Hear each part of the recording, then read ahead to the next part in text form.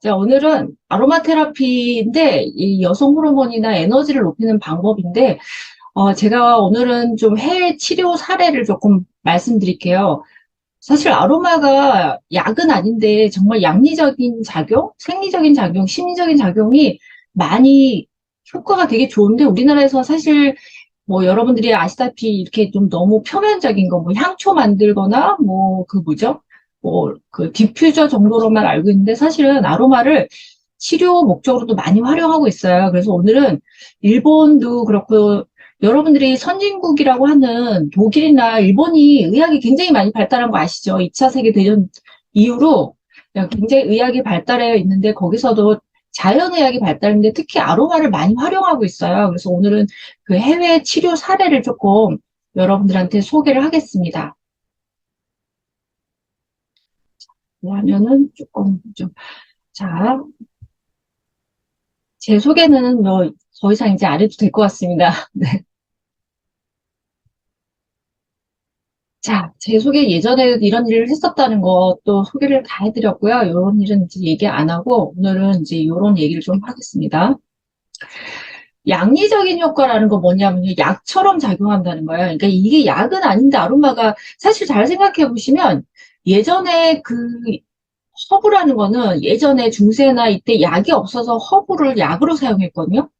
그래서 지금도 여러분들 해외 여행 가시면 이틀이나 이런 데 여행 가시면 그 뭐 수원크림이라고 그래가지고 해외에서 허브 아로마를 활용해서 약처럼 만들어서 크림을 판매하거나 이런 것들도 있어요. 효과가 굉장히 좋은 건데 우리 몸에 이제 예를 들어서 신경전달 물질이라든지 호르몬이라든지 효소 등이 그러니까 반응해서 우리가 긍정적인 효과를 나타내요. 그 약처럼 작용한다 해서 양리적인 효과라고 하거든요. 잠깐만요. 뭐,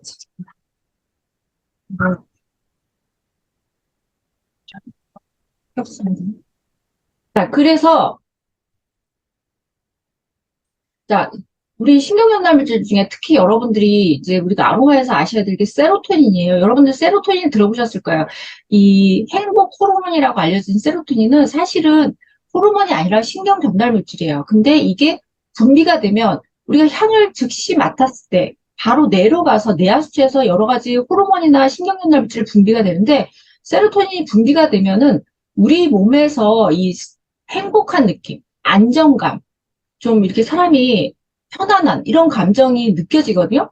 근데 이제 우리가 이 세로토닌이 부족하게 되면 불안감이 있다든지 또 세로토닌이 하는 역할이 또 한 가지가 있어요. 여러분 식욕을 왕성하게 만들어요. 세로토닌이 많으면 식욕을 좀 억제하는 효과가 있는데 이게 세로토닌 분비가 적으면요. 여러분들 식욕이 막 땡기면서 뭔가 많이 먹게 되거든요. 그것도 그렇고 호르몬이라든지 효소라든지 이런 것들을 분비하는 데 도움을 줍니다. 잠깐만요. 제가 조금. 네. 자, 그 다음에 생리적인 효과라는 거, 생리적이라는 거는 우리 몸에서 여러분들이 심장박동이나 호흡이나 수면이나 근육 긴장이나 이완 같은 것들 내가 내 마음대로 막 하는 게 아니잖아요. 여러분들 심장박동이 내가 마음대로 내가 제어할 수 있나요? 제가 스스로 제어가 안 돼요, 심장박동은. 그렇게 생리적인 효과라는 거는 이게 내가 제어할 수 없는 것들인데 아로마가 심장박동을 좀 천천히 뛰게 해준다든지 뭐 혈압을 조금 높이거나 낮춰준다든지 여러분들이 밤에 잠이 안 와서 불면증으로 고생할 때 수면을 유도해 준다든지 아니면 낮에 공부할 때 조금 각성된 기분으로 여러분들이 수업을 할 수 있게 된다는 이런 것들에 작용을 하는 것이 생리적인 작용이죠. 그래서 이런 것들을 아로마가 생리적인 변화를 유도를 한다는 거예요. 그래서 우리는 좀 긍정적인 방향으로 해줄 수 있겠죠. 그 다음에 이제 심리적인 게 가장 큰데, 우리가 아로마 향을 탁 맡으면 여러분들이 이제 흡수는 피부로 흡수가 될 수도 있고, 여러분들이 호흡을 통해서 흡수가 될 수도 있고, 가장 빠르면 여러분이 향을 딱 맡았을 때, 자, 제 책상에도 지금, 자, 프랑킨센스가 있는데요. 자, 이렇게 향을 바로 맡으면 기쁜 향이 느껴지네요. 자, 바로 느끼면 제가 이걸 맡았을 때 이게 바로 향이 난 애가 1초도 안 돼서 여러분들이 제가 느끼고 여러분들도 아마 무슨 향기가 있을 때 바로 느끼거든요. 이건 뭐냐면 향을 통해서 바로 후각으로 가서 대뇌로 바로 간다는 거예요. 대뇌로 가면요. 여러분들이 대뇌피질이나 해마 같은 경우는 학습가 담당이 있거든요. 학습가.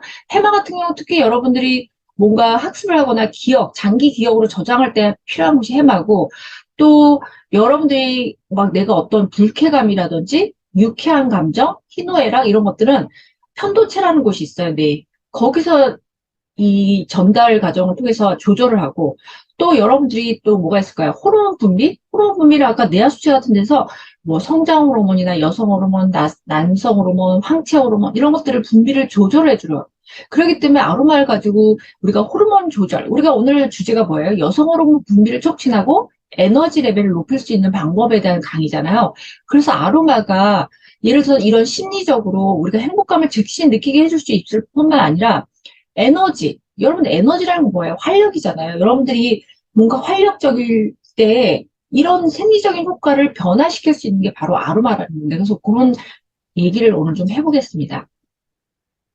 자, 우리 뇌예요. 그래서 아까 제가 말씀드렸던 이 뇌에 보면 변형계라는 곳이 있고 변형계 안에 시상하부가 있는데 이 시상하부는 동물적인 그 행동, 예를 들면 여러분이 식욕, 뭐 성욕, 수면, 집단욕 이런 것들은 진짜 뭐 동물적인 본능 중추거든요. 이게 대뇌변형의 시상하부라는 곳에 내에 있는데 이런 것들에도 영향을 주는 거예요, 아로마가. 그래서 우리가 실습 같은 거 할 때 뭐 식욕 억제 향수를 만든다든지 또 아니면 수면을 유도하는 불면증에 도움이 되는 향수를 만든다든지 뭐 이런 것들 아니면 좀 기분을 업되게 해주는 아로마를 만든다 이런 것들이 바로 향이 내에 가서 영향을 미치기 때문에 우리가 그걸 가지고 활용하는 거고 테마 아까 제가 말씀드렸죠. 기억과 관련된 학습 정추이고 편도체 우리가 불안, 공포, 기쁨, 희노애락 이런 것들을 다 조절하는 것이 이 편도체랍니다. 그래서 이런 것들에 바로 영향을 줄 수 있는 게 아로마라는 거예요. 그 아로마가 영향을 보시면 아로마가 여러분들이 단순히 뭐 피부나 이쪽만 인체에 미치는 영향이 아니라요. 우리 전반적으로 다 미쳐요. 순환기계 뭐예요? 심장 펌핑, 요즘에 여러분들 뭐 심장질환, 신경계, 비뇨생식계, 내분비, 자율신경, 정서, 호흡기. 요즘에 코로나 돌고 있잖아요. 또다시 조금 코로나 독감 돌고 있잖아요. 그다음에 호흡기계, 아니 소화기계, 면역, 피부, 근골, 스트레스, 림프. 인체에 안 미치는 곳이 없이 전체 다 영향을 미치는 게 바로 아로마입니다. 그래서 저도 예전에는 아로마 공부를 할 때 아로마의 매력을 그냥 너무 이게 매력적이어서 가서 이제 제가 외부에 가서 다시 공부를 했다고 했잖아요. 저희 그 대학원 과정에는 아로마 수업이 정규 과정이 개설이 안 돼 있었어요. 따로 배웠다고 말씀드렸죠.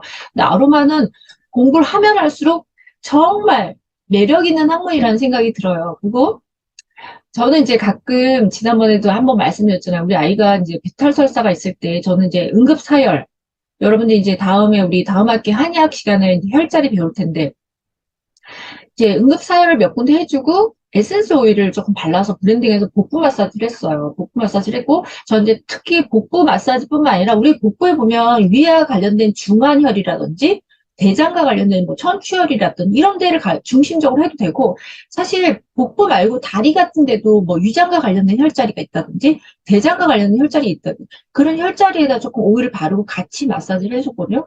그랬더니 증상이 완화돼서 조금 있다가 바로 저녁에 다시 고기를 먹더라고요. 고기를 구워 먹더라고요. 그래서 이런 일들을 제가, 저희 집에서는 뭐 항상 이렇고, 이제 예전에 학생들이 치료할 때도 이런 일들을 제가 이런 방법들을 많이 활용을 했거든요. 약 말고도 이런 방법들을 많이 활용해서 저는 데이터는 굉장히 많이 쌓여 있어요. 이런 데이터들이 많아요. 그래서 제가 이런 얘기를 해드릴 수 있는 거고, 자, 이거는 뭐 오늘 이제 흡수와 배설인데요. 이런 것들은 여러분들이 그냥 지나가겠습니다.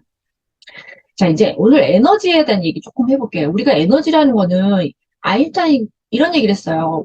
우리는 모두 에너지의 통합체다. 그리고 요즘에 양자의학 같은 거 많이 뜨고 있잖아요. 여러분들이 생각하는 곳, 여러분들이 의식이 집중하는 곳이 바로 에너지가 생긴다는 이런 개념. 그 다음에 옛날부터 중국에서는 기라는 개념. 자, 중국 의학에서는 기라는 걸 빼놓고 얘기할 수 없죠. 이제 그 다음에 인도의 프라나. 그리고 또 인도의 차크라라는 에너지 통로 이런 것들은 빼놓고 얘기할 수 없고 또 요즘에 우리가 지난번에 에너지 이야기에 대해서 여러 가지 과학적으로 증명이 된 것들을 제가 아마 특강을 해서 말씀을 드렸던 것 같아요. 지금 다 얘기할 수 없지만 이런 것들이 에너지 의학이 지금 다 과학적으로 증명이 되어 가고 있는 시점입니다.